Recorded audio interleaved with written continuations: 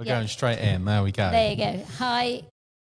Yes, do you want to introduce yourselves? Liz, do you want to go first? Hi, I'm Liz Loud. I am the Children and Young People's Mental Health Partnership Manager with Spark in Somerset. I'm Brooke Dobson and I'm the Partnerships Manager overseeing the Somerset Mental Health Network, which supports adult services. Amazing. And I suppose for us, our relationship is built because of what we do, and then our links with you are very much about you helping us and vice versa if we can in that sense. So it's worked out quite well, really. And the fact that you have the whole area. Do you want to actually explain what Spark do?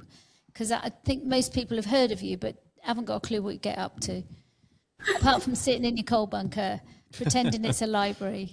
It's a beautiful, well-kept library. It's as organised as the rest of my life, I promise. So Sparks, as overarching umbrella organisation, support all of the voluntary and community sector, and that can be from helping with their admin in terms of policies and procedures, supporting them finding financial support. We run training for the voluntary sector, and then we have branches, projects that are linked to the organisation, such as the Children and Young People's Mental Health, the Somerset Mental Health Network. We also have the Somerset Youth Alliance sits with us. We have a dementia partnership as well. So we have our fingers in lots of pies in terms of supporting the voluntary sector, and often our role becomes kind of the middle manager, taking the voice of the sector to those statutory services and helping them to understand how better to engage with the sector and support them as well. Does that cover it all, Brooke? Yeah, pretty much. We are the voluntary infrastructure, so we're here to support the organisations that deliver the services as such, aren't we? And I think it's quite an important role to hold, isn't it, to a certain degree, because very often the voluntary sector don't get heard by those statutory sectors, which are really happy to refer people into the voluntary sector places, but don't actually then follow it up with any support for them at all. Well, that's certainly what we find. And it is one of those threads that runs throughout all of the work that Spark offers, is around sharing that voice and ensuring that there's some sort of equality in the process. So we've had several conversations recently with statutory services as they're starting to look at refreshing and renewing some of the work that they do. So, for example, we've hosted a conversation directly with the voluntary sector around drugs and alcohol and the reforms that they're doing in Somerset at the moment. So giving those opportunities and sitting in those rooms and saying, excuse me, what about us, is very much part of the job that we do. Yeah, because I obviously I read your newsletter every week, so I try to anyway. And they asked people for feedback, didn't they, on the drugs and alcohol stuff? So I did that. But funnily enough, you couldn't actually answer some of that stuff, which is quite frustrating for people. They ask for it and then they close it down when you've only had it for a couple of days. It's quite frustrating. But there are services out there that say they do certain things, but they don't actually do what they say on the box, do they? So but the commissioners don't necessarily know that that's what's happening, do they? They're more aware of what they're supposed to be doing, but they don't know whether it's being done or not sometimes. I suppose that's where you guys come in.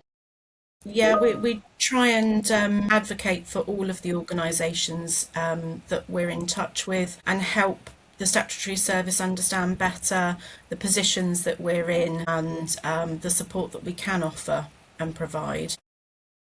Can you describe the difference between statutory services and voluntary services so people get a better understanding of what that means, please? Sorry. That is Liz, do you want to go?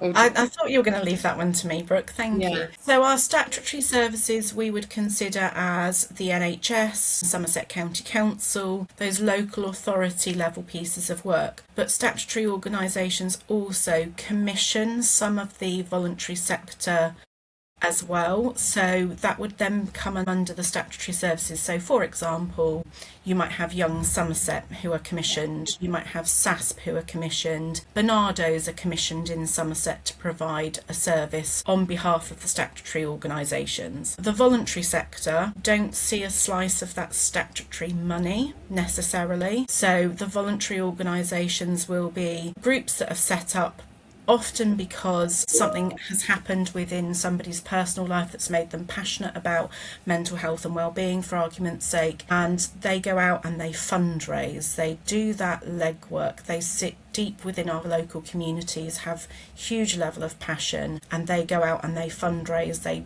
make endless applications, and we know that funding application rates, success rates have gone down dramatically within the last 5 years. So yeah, that's kind of my understanding of the difference between the two. Do you want to add to that, Brooke, or are you happy with that explanation? Liz has been here a year longer than me, and so I feel like that's why I lean into Liz. But yeah, I think that's, and a lot of voluntary lean on grants, like grant support and applications, which I think that's also where quite a lot of the struggles come in, because you end up kind of like, you start these projects and then actually you can only get the funding for the year or whatever, and then that project then goes. And so I think there is a lot of reliance within the grant space, isn't there? I think, yeah, it's interesting you say that though, because I mean, our charity's been going for 15 years now, and which is, you know, a reasonably long time. And we don't struggle to get money, but we have to fight for every penny that we get. And we have some very generous people that give us money. But it is, I suppose, what happens when those services, and not just ours, but other people's services, come to an end? What happens to those people that they've been supporting? That's always my concern. They've relied on that for, as you say, a year, and then they're left, aren't they, in the dark with nothing. It's quite worrying, really. I think that is the genuine concern, and I think that's like where then those groups will overstretch their capacity to a point where, so like we've just done a couple of events last year, myself and Liz, and one was around like the rising complexity of the clients that the voluntary sector are seeing, and then the other one was about like the referral pathways and what that looks like, connecting the dots. And I think that is one of the biggest challenges, because actually, like Liz said at the start, a lot of that space has been set up from personal lived experience reasons and for reasons of care and wanting to help people. So then that's where like the overstretching of capacity comes in, and people kind of get to the point where we're getting like staff burnout, volunteer burnout, kind of voluntary fatigue, because of the fact that we're wanting to take and support these people. And I think as well, that's where we're then, when we're seeing the rising in complexity because of how little like everyone's capacity is, so then obviously the voluntary sector is seeing that rise in complexity, that then also falls into that kind of capacity gap, if that makes sense. Yeah, absolutely. I think also it's that kind of old adage of, you know, you give busy people a difficult task to do because they're the ones that are likely to achieve it. And I think the same is said for the voluntary sector, in that, you know, their passions and their desires are to help as many people in their community as possible. And certainly one of the things that we are seeing as an organisation is lots of the statutory services referring their clients to us, either because they haven't got the expertise or because they haven't got the capacity. And for me personally, that's a confusing setup when you're a statutory service supposed to be providing these services, yet you're referring people on to voluntary services which aren't receiving the statutory money. And are you seeing more of that from organisations that you talk to and work with? Liz? I think it's a common thread that of conversation that we have is and I used to work in a school, so I feel guilty as charged on this one. As a Senko and a safeguarding lead before my time in the charity sector, I used to get so excited when I found a form of support for the families and the children that I was working with. I didn't think through the cost implications of that. I was just happy to find support for the families that I was working with. And I think Certainly from my experience of talking to some of the statutory services, I was in a charity before I worked for Spark, and I had conversations even with first response workers saying, we're just so grateful that we can offer something to these families that are asking for help, that they didn't think about the funding that went behind it. So I think there's an element of that goes on within statutory services. You're there, therefore we can refer to you, and don't make that link. And the demand across the country is on the rise. And the funding isn't coming through centrally, and sometimes there's the added complexities that some of the funding that comes through centrally has so many rules surrounding how that money can be spent. It's not spent in a cost-effective way. If I've heard from a charitable organisation, if you gave me £5,000 I could deliver 3 times the amount of work of CAMS, for argument's sake, because you can be freer and more flexible and more reactive to what's going on the ground, whereas the statutory services have lots of boxes that they have to tick and fulfil, and we have that free license to do what we know is right in the moment for those individuals. Yeah, I think you're absolutely spot on there, and I guess part of me thinks that's reassuring to hear that the organisations you talk to go through that, you've only got lived experience. I guess the wider question is, how do we support these statutory organisations to get away from that kind of way of operating, that kind of having to fill out all those boxes, the box checking, the management, all of that? How can we encourage, whether it's our MPs or government, local government, whatever it is, to try and re-look at this and say, well, hang on a minute, you've got these voluntary organisations who are seeing X number of clients supporting this, here are their outcomes are good, yet you've got an organisation that's costing 4 times the amount of money that's not delivering as many clients when you compare it. And I've kind of looked at this over the last probably 10 years and gone, well, what can we do to change this? And it feels like, whenever you have a conversation with anybody, like a local MP, they sort of go, oh yeah, we'll send a letter, or we'll do this, we'll do that, and nothing ever changes. And you just think, the demand is getting bigger and bigger and bigger. Like you said, the funding is getting less and less and less. When is there going to come a breaking point and we see voluntary organisations having to shut their doors because they're not getting the funding, or having waiting lists that are a mile down the road? Yeah, and you bring up so many points there for me. I'm just trying to put them into some sort of order.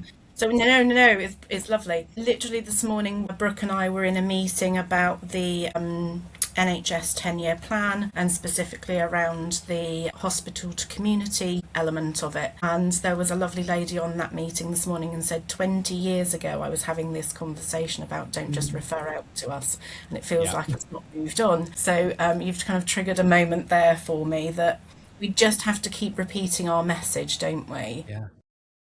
In terms of changing the funding process, one of the tasks I was given with my role from the ICB, so a statutory service, was to look at how can we better fund the children and young people's mental health across Somerset. So over the last 12 months whilst I've been in post, it's been coming out and speaking to organisations to see what the level of demand is, and feeding that back. We are in a process of communication, certainly with the ICB, and would love to have it with more statutory organisations, about how do we change that going forward? How do we pool funds so that we can then utilise that within the voluntary sector and have a really meaningful and connected relationship that better serves the community and the needs? Could you do me a favour and tell everybody what ICB means, please? The Integrated Care Board. I'm really sorry, too many acronyms. So many acronyms. I don't do acronyms at all, so I think I have a dyslexia around acronyms. So somebody says something, I think, what on earth are they talking about? Yeah. Please carry on correcting me, Angie, if I do any more. No, it's not. And everyone's got different ones, in statutory to voluntary, and that confuses it all completely. Yeah. But I think you made a really valid point there. We keep having to say the same things over and over again, but sadly not a great deal changes. You and I can do nothing about that except voice what we're voicing and do that. I think what's interesting is there's that thing about schools taking, when you were saying about working in a school and finding it's brilliant, and they have had some action around helping young people, but sadly it's once again, they find an organisation and then they discover that actually they start sending everybody to that organisation. But one size doesn't fit all, does it? And we all know that. We see a lot of young people that have got schools. The schools have actually put something in place to help these young people. But they don't want to be seen at school. They want to be seen outside of school. They don't want the school to know what they're up to, or what their problems are and stuff like that, partly because a lot of them feel that their confidentiality is not respected necessarily. And that's been the overarching kind of reason why they don't want to go into the school. And also sometimes the school's the problem. You know, a child that doesn't want to go to school. And it's a real tough one, isn't it, to kind of get that balance between using a school service that's been provided and has funding to sending people to other organisations that are like you say, are fighting for their funding, right, left and centre. And I think it's another one of those conversations that echoes across the voluntary sector, because you're so embedded in your local community, whether it's a child, young person or an adult, they're more likely to go to those gentle community offers where they are first seeking a connection and build up that trust before they really kind of open up and share what their problems are and what they need. And when I walk into the doctor's surgery, I don't necessarily feel comfortable to share all, and it's just that clinical nature sometimes of some of those more, we have almost a legacy there, don't we? Where we believe that these are statutory services, they're going to cause problems for us, or they're going to interfere too much, so our barriers go up. And if you go out into the local knit and natter group, or you decide you want to attend youth club once a week, it's a very safe space to open. Yeah, I agree with you. And also what comes along, it's that like white coat syndrome, isn't it? I've got a friend who has absolutely perfectly normal blood pressure. As soon as he goes to a doctor's or sees a doctor to do their blood pressure, it goes through the ceiling. He said it's ridiculous. And he does his blood pressure all the time, and they're always perfect at home, but they're not when they go to the doctors. And I think you're right, it does creates barriers, whether we like it or not, and where that comes from I do not know. But for years and years and years, certain people in society have been put on kind of a bit of a pedestal, and we've empowered that, really, haven't we? You've got to behave when you go here, and you can't speak to somebody like that. I think when you were talking to me earlier and saying that I am who I am and I'll say it as it is, I think that's one of the reasons why, because I just think sometimes people don't feel they have the right to say what's right, what's wrong. And I suppose that comes back to what you were talking about before about drugs and alcohol services that you touched on, that does the client feel that they have the right to complain about the problems that they're finding when they're going to these services. And we get an awful lot of people that have tried services and said, I was on the waiting list for a year, the challenges, I don't need to tell you what they are, but they won't complain. They don't feel they have a voice to complain, and I think that's quite tough in today's society, not feeling that you can actually say, excuse me, I'm over here and I've got an opinion. There is that very British moment as well, isn't it? We do like to queue. We do form an orderly as British people. Well, and I think we just almost expect. Yeah, I think as well, because my other role outside of Spark is I'm a crisis worker for Mind in Somerset, and I think from the clients I work with, I think as well a lot of it's come down to that, like, it's just the norm. So they're just like, it's like they've been in the system for so long that they just know that that's what that's going to look like. So certain things are just going to have that long of a wait list, and that is just like, it's almost like become just so tolerable and so accepted. And so then it's like finding whatever gaps they can fill in that gap. So whether that's groups or whether that's going to like Arc at Edward or whatever that might be for them, it's almost like it's become just a bit of a accepted norm in a way. Not that that's right, but that's from seeing it, that's what I would say. But also, is there I don't know if you find this at all, but I don't suppose you do, you might find it in your other role, Brooke, but that general thing is that people will almost firebomb services. So they go to that service, and then you contact them to kind of, they've been waiting, 6 to 8 weeks because you didn't have a vacancy to take them on, and they've waited 6 to 8, and then they don't even bother to respond to you. And I think, wow, that's already cost us as a charity like £100.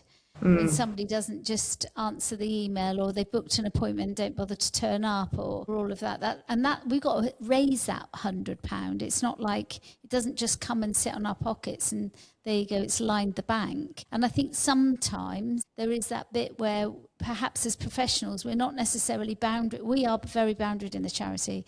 2 hits and you're out. You don't turn up for 2 appointments. We discharge you from the service. You can come back to the service, but primarily you're discharged. But we have people that get discharged and then come back and then do the same again. So we just don't bother, because actually you can't. But I think sometimes people are in that cycle is, I need to go outside of myself to get help, rather than finding internal skills, if that does that make sense? Did I make sense? Yeah, I think it's well, because so I've done like quite a breadth of work really, because I trained to be a primary school teacher, and then I have done youth work, and I've worked with adults, and I've done events and campaigns and stuff like that. So I think that from looking at all different ages and all different angles, there's also different attitudes when it comes to like receiving and wanting to get support and wanting to go in. And like young people are very like, okay, yeah, I want to work with you on these skills, like what can we do, like what is, like on the whole they're very much like, right, what can I try, what's going to get me to like that goal base. Whereas like a lot of the adults that we see in crisis and in other places have tried everything, nothing's worked, and so therefore everything's shut off and they don't want to necessarily try anything else. So I think that's also part of the challenge, that actually, and one of the things we notice quite a lot, and I don't know what, if Liz, you have it in yours, but a lot of people just want one-to-one support. They don't see the value in like kind of group support and like going to group spaces and going into day centres and stuff like that. And they, because they see it as like something to be ashamed of, or something that like, oh, they might go in and their neighbour might be in, or like I'm a guy, of course I can't go somewhere like that, like what on earth do you take me for, type of thing. Whereas actually we've like, from doing it and from like listening to organisations like Arc at Egwood and Heads Up in Wales and Wild Roots and all of these like gorgeous places that are doing so much for the community, like they are seeing loads of people and they are getting really good stories from the clients that they're seeing, and those clients are feeling safe. And yes, everyone was nervous going in, but I think that is one of the biggest barriers to kind of accessing support fairly quickly, is that whole shut off to, I don't want to try anything group wise, I just want one-to-one. And then that's predominantly where the biggest of the wait lists are really. And obviously sometimes it does need to be on a one-to-one basis depending on the nature of what's going on for that individual, but I think that is something that is probably needs to be worked on a bit. Would you agree, Liz, or have I gone off on a tangent?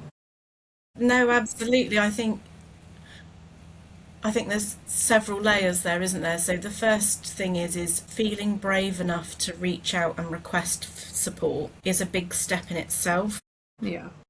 And the shame that we have from social expectations around us, asking for help is not something that is easy to do. To then have to go and sit in a group of people and be vulnerable takes an awful lot of courage and determination. And if you're already feeling like you're struggling, or you're ashamed of what's happening in your life, or something has genuinely gone wrong and you've acted in a way that you wish you hadn't, sitting in a group of people to say that is really hard work. Now we know from services like Alcohol Anonymous, group work actually is really helpful because you can often find your tribe and you feel less alone, but it's a big step to take when you're feeling so low and so vulnerable. And for children and young people, I think they hold similar fears of group work.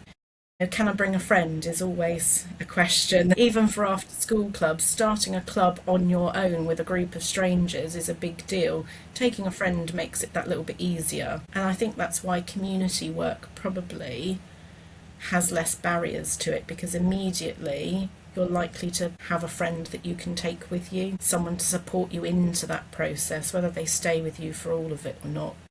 Maybe not quite so important. It's funny because I don't know if you're aware, I am in recovery from addiction and have been for quite some time. And I remember going to an AA meeting, and somebody came in and they said, And they went, I didn't expect to see you here. And I said, well, why would you know that I was going to an AA meeting?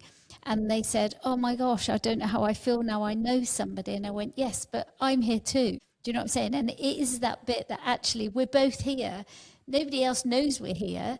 And it's not something you necessarily talk about outside of an AA meeting, but I would never tell anybody that you're coming, and you're never going to tell anybody that I was there. And that's that anonymity thing that helps. I mean, as a charity, we do a lot of one-to-one work. Primarily, people want one-to-one work. We've done family work as well, and we do couples work. But like you said, I do agree with what you're saying about that people want just that individual special time with that somebody, because actually sometimes some of the things that people talk about, other people don't need the burden of hearing that. And I think that's the other thing, particularly when you're dealing with a trauma of, say, somebody's been abused or whatever. Other people don't need that burden when they're not necessarily equipped to manage that. And I think that can also be the challenge that you have. But I think also the other side of that is there are some amazing groups out there that provide social aspects as well as supporting aspects that very often people don't know about. I haven't heard of any of the things that you're talking about, Brooke. Yeah. And we work in the same county. We don't cover the Taunton area and stuff like that. We only cover the Sedgemoor area, but I've never heard of half those things. And I went to the thing that Hinkley Point did last week, and they had some amazing work that's going on that you just don't hear about. And that is, it's almost like having a directory. And I know that's something that Spark have done. They put a directory together. But within, like you said, within a year, that's outdated. And it needs to be redone constantly. Pretty much outdated as soon as you write it down, to be honest. Exactly. I agree. I think sometimes, it is about like that holding that space as well. Like that's what some of those smaller groups are for, just to hold that space whilst you're waiting for that next step. So it's not necessarily about going in and like offloading and dumping all your traumas onto like the next person who's there, but it's just like almost prepping you in that sense of like being able to like be around other people and start kind of being in that space where people are just talking about mental health a bit more openly, because there is still a huge stigma around just talking about mental health full stop, and especially in different groups. And so I think that's probably more so what I mean, that there's places to hold it, if that makes sense. I mean, I'm a group facilitator. It's what I've trained to do, and I love working in groups. Yeah. I love working with groups on a professional level, professionals to professionals. I love working in group therapy as well. And the value of group therapy can be phenomenal, because somebody will say something, it will ignite something in you, and then that gives you permission to say it, and it's that wonderful experience stuff. But like you say, they can be very scary as well. And I don't really like I've done group therapy for myself, my own personal growth. I don't really like going in a group therapy group. It takes me a while to build trust, and I'm quite a trusting person. Yeah. But and I'm quite open about myself, but I always have that little bit of seed of doubt that just sits at the back that goes, be careful, be careful, be careful. And I think that's the majority of the human race, really. Have you ever done group therapy? No, I haven't. I've sort of sat here thinking, would I ever go to group therapy? And I think one of the things is that, and you sort of touched on it, I think, Liz, around the confidence to go. And I think it depends on what the subject is. If you're going to an AA meeting, for example, that everybody there has been through a similar issue, or they're going to talk about a similar issue. Likewise, if you go to a bereavement group, you're going there because you've suffered a bereavement close to you that's affected you. I think if you've got, I don't know, you having a terrible time being bullied at work, for example, where do you go? What kind of group do you go to?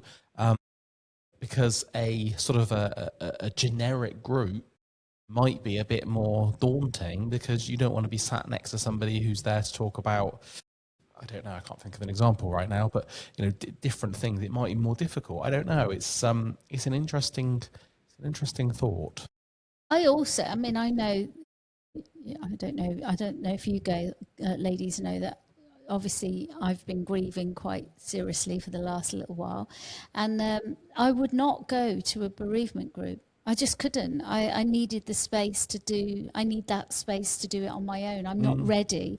I'll talk about it in therapy, but I would not, and I'll talk to my friends about it and my Yeah. family, but I'm no way in a million years would I could sit and do a talk about grief and I could relate to that in my own personal journey, but I couldn't, I really would not feel ready. And I'm 3 years on. I just don't feel ready to even go and contemplate a therapy group with about grief. It's just not. Everyone's different, aren't they? Yeah. And I think that brings us full circle in some respects, doesn't it? When we think about our statutory services through the NHS, through the local authority, they are designed and packaged that there is a limitation to what they can offer. The voluntary sector, layered on top of that, gives the individual a choice of where they go to seek their comfort, whether that's in a group sitting in therapy, whether actually that's going down to the local allotment group and just digging in the mud. You have that opportunity for choice. Yeah, I agree. But those choices, I think one of the things that we find frustrating as a charity is that everybody wants it now. It's a little bit, you want a new tin for your oven, you get on Amazon, but it's delivered within X amount of hours, it's on your doorstep. And I think sometimes, like say our wait list, we've got 19 on the wait list at the moment, 19 people, and it might take 12 weeks before you get onto that. Somebody's got the space in their diary to see somebody, and people think that's a long wait, but actually that's not. That is really quite a quick wait. Most people in statutory services could be waiting for a year or two, which is why we set up the charity, was because of that. And again, absolutely, and probably one of the most publicised wait lists when I think about statutory services is for the neurodiverse community. So awaiting an assessment for neurodiversity in Somerset, and it's a national picture as well. Some counties are nearly 4 years waiting for that process. Somerset's about approximately 2 to 2.5 years. So yeah, I mean there are waiting lists out there, and I always try and see the flip side of things as well. Having myself gone through an issue for one of my children, and knowing all of the knowledge that I do about the voluntary sector, the statutory services, having the special needs training, the safeguarding training, as a mum, when I found out what had happened to my son, I'd hit that crisis moment for him, and I wanted the support now, even though I knew there were waiting lists and he'd have to sit on one. Once you decide that you need support and you want help and you're ready to act on it, you don't then want to be put on a waiting list. And it's one of those things that all organisations have to navigate and manage for all of their clients. And yeah, I mean, some services have what they consider a waiting well service now, which I find an interesting turn of phrase, where they're offering some sort of support, low-level support, whilst people are on that waiting list waiting for the official support. But again, for our sector, that's not necessarily something that we can do. But it could be a partnership model with them. Actually, we could be doing the holding for some of those statutory services so that people aren't declining whilst they're waiting for that specialist support. Because you can miss the moment, can't you? And that's the thing. If somebody's ready to actually go and ask for help, they've asked for help and then they have to wait 4 years or whatever the services that they require, and they've got a long waiting list, that's when people have lost that moment, which is why we close our books. So if we have more than we feel that we can manage on the wait list, we literally close the books until we can restart again. It's the fairest way to be, isn't it? Yeah, because we just don't think it's fair for people to have to wait that length of time. Yeah, and again, that's another thing that's not a choice for the statutory services. If no, they don't. They have to have their list. Yeah. That's very true. We're obviously seeing in the media as well, lots of people are now turning to AI to effectively use ChatGPT and all these others, as kind of counselling bots. What's your views on that? This is Brooke's domain. I tap out of this one. She is the AI queen. No, I wasn't expecting it, Mike. But yeah, Question. Sorry. It's a very good question. I think I think it really depends on who you are as a person and what you like. So I know I use it quite a lot. And sometimes I have got ADHD, I'm anxious, like I have quite a lot of the lived experience that we're talking about. And so for me, rather than pinging up Liz's phone 24/7 and my mum's phone and my friends' phones, if I can just like word vomit a load of stuff onto there and just be out there without any judgment, that for me, like I'm currently on a waiting list for support, and that support specifically for what I'm waiting for is a year. And so Yeah. whereas I can get an instant reply in about 20 seconds, and like it's not necessarily giving me answers or guidance, because I know that from work I've done and from all the therapy I've had before, like it's not. But I think because of who I am and the therapy I've had and what work I do and the friends I keep and the network I keep, like I can do it in quite a controlled, safe way. Yeah. But I think it depends on who you are. Like if you can't do it in a controlled, safe way and it becomes like your only network or the only person that you talk to, then I think that's when it comes into like an unsafe category, because obviously AI leans into what you've told it and how you work with it. So like it's just going to exacerbate those bits. That being said, I think there's amazing things like Ripple. Have you heard of Ripple? No, I've not. What's Ripple? Ripple is a suicide prevention platform, and so it's like it's encouraged. It was set up basically by a wonderful lady called Alice who lost her brother by suicide, and it's like a digital platform essentially, and you can download it onto, like it's encouraged to download onto kids' computers, kids' phones, like adults' phones, so that if you are looking for harmful material around that topic, then it will like instantly give you like a pop-up of like these are the support options that are available, like da da da da da. So I think It's really clever.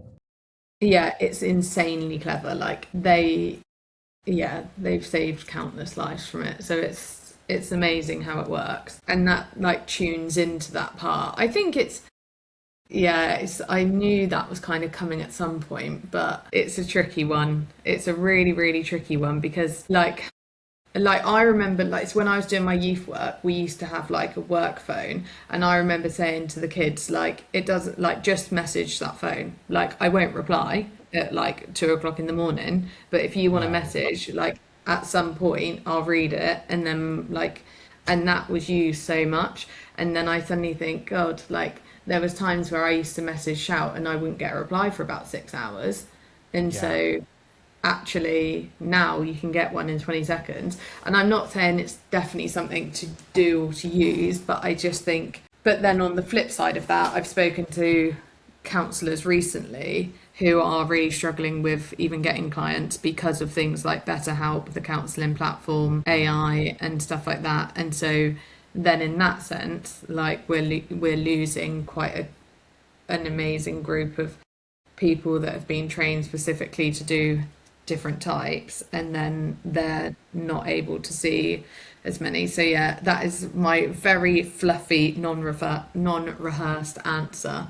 So come back to me in a few days when my ADHD's kicked in and I've decided what my answer is. It's funny because obviously I am a counsellor by trade. That's what I've been doing that's my career of choice. And I have not seen any dip at all in anything since AI's come on board. But I know we use it at work, and I use it myself personally. I don't use it for that reason because I don't feel I need to. But one of my staff do.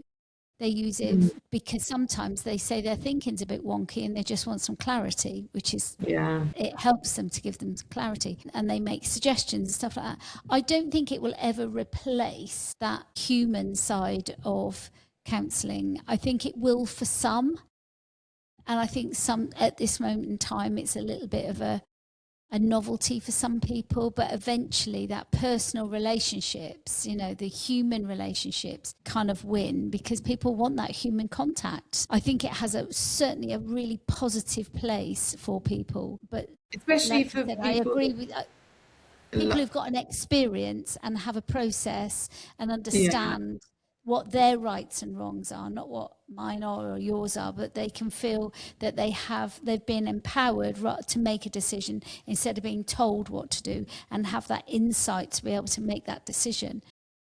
I think it's a very valuable tool.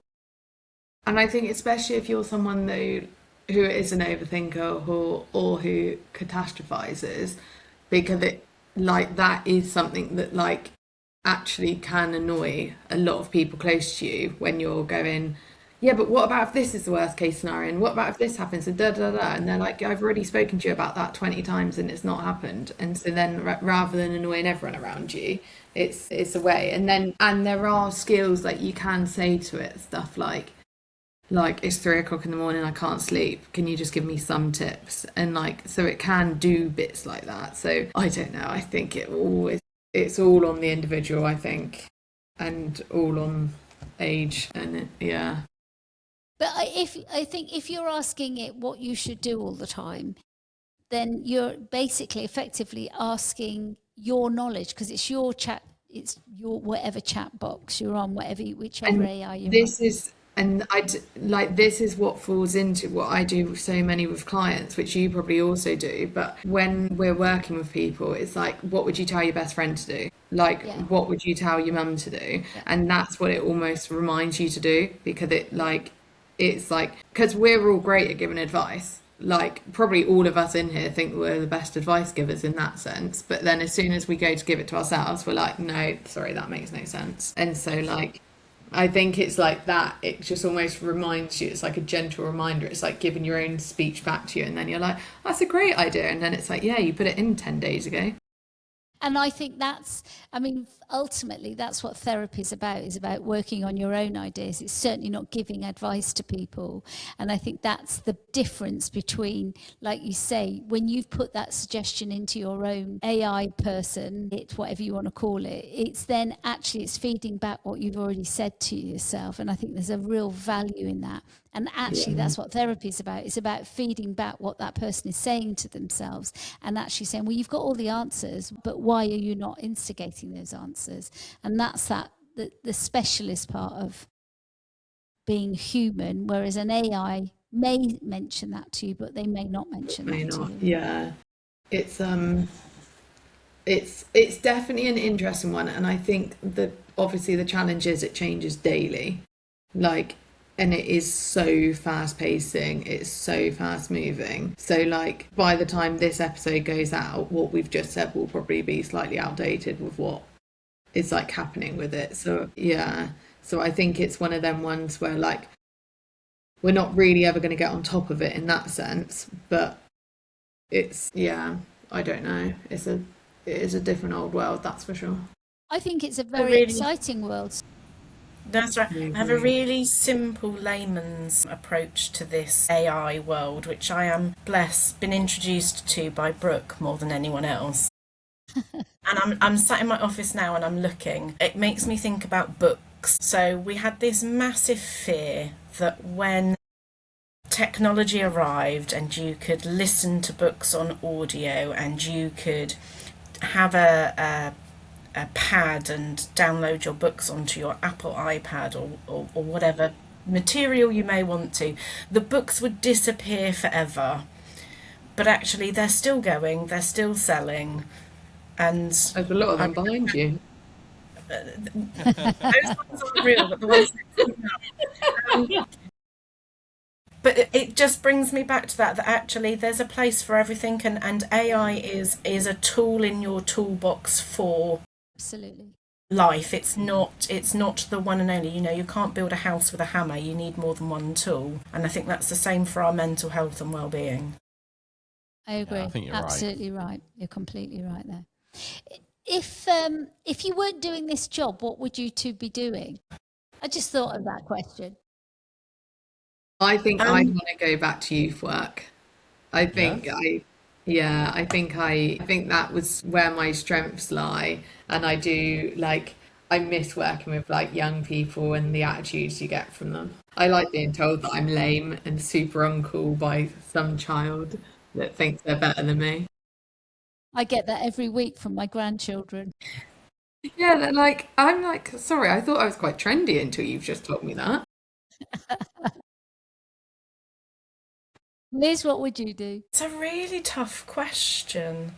There are days when I do really miss being in school and seeing the children, and early years is my bag. So I miss all of the snotty noses and the miss look I can now do up my buttons. I miss all of that. Did you But notice I how all guess of one of our my faces went? I think the other thing that I would still love to achieve, which I haven't finished, is my counselling degree. So when I left education, my original plan was I was never going to return to education. I was going to retrain as a children and young people's counsellor. I did my level 2, and an ex-colleague of mine was like, Liz, I need some help, and I ended up back in education. And I haven't completed the journey. So maybe if I could choose, I would complete that journey. What would you guys do? Good question. God, I don't think I wouldn't change what I do. Absolutely, I love what I do. I'm very privileged to do what I do, and I've had a very privileged career, and I've had the privilege of being able to help other people have a life, if you see what I'm saying. So, because my hat isn't the charity, I don't get paid from the charity at all. That's just a love thing.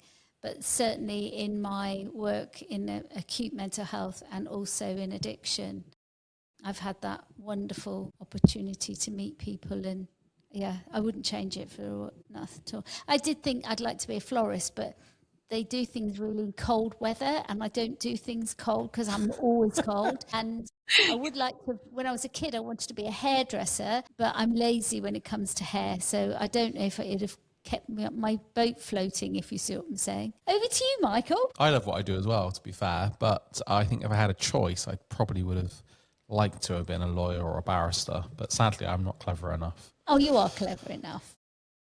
That would be When cool. I've got a legal problem, I always go to Mike. He's like my legal man. I always think work should be fun. Yeah, you've got And to it enjoy should, what you whilst do. it's hard times, I mean, you have to make really hard decisions, and it's sad. There's some very sad times, particularly in our work. And yeah, the level of accountability can be really quite stressful for some people.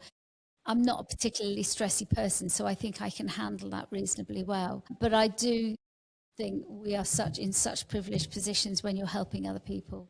I think we're just so fortunate. Absolutely. And as you say that, one of the reasons I went into education was my passion for children. And all of the roles that I've had since have been around supporting children and young people in their mental health and well-being. And I've never, all right, there are days when I've got to spend it with Brooke. It feels a bit more of a chore, but generally speaking, I love my work that I do, and I don't feel it's a chore. How rude. This is what I have to put up with.